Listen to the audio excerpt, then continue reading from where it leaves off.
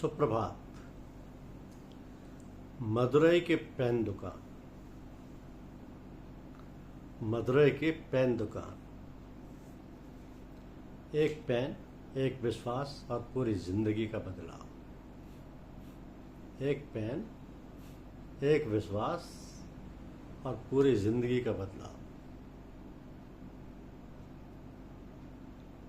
पेरिया स्वामी हर रोज मंदिर के प्रवेश द्वार पर बैठते और बच्चों को पेन उधार देते थे।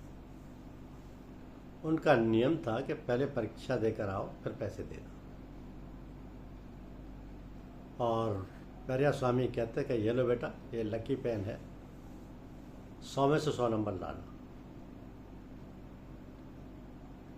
उनकी एक पुरानी डायरी है जिसमें उन्होंने लिखा हुआ था कि 12/3/2010, नाम रमेश, गणित की परीक्षा, पेन बाकी। मतलब जिसको भी वो पेन देते उसका नाम लिख कर रख लेते थे डायरी में। 5/6/2011, सुमति, हिंदी परीक्षा, पेन बाकी। 18/9/2013, मुरुगन, 10वीं बोर्ड, पेन बाकी। कुल 3000 पेन, बाकी रकम 30,000 रुपये।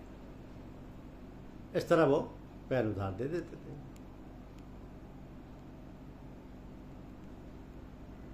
तो उनकी पत्नी थंगम हमेशा डांटती थी, लेकिन पेरिया स्वामी का विश्वास कभी नहीं डगमगाया।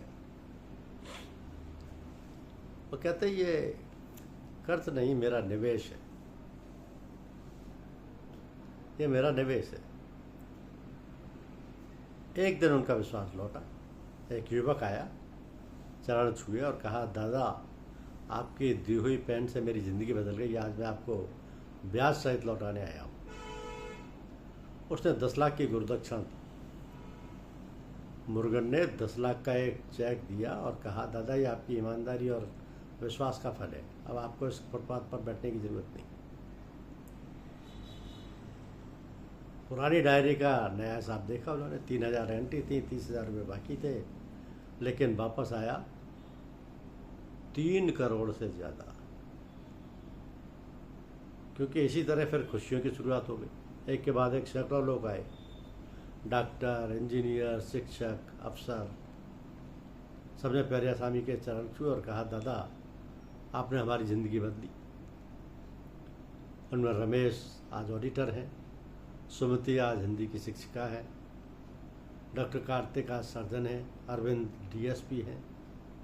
पुरानी डायरी का नया हिसाब उन्होंने देखा। 3000 एंट्री थी, 30,000 रुपये की बाकी थे, लेकिन उनके पास 3 करोड़ से भी ज़्यादा है।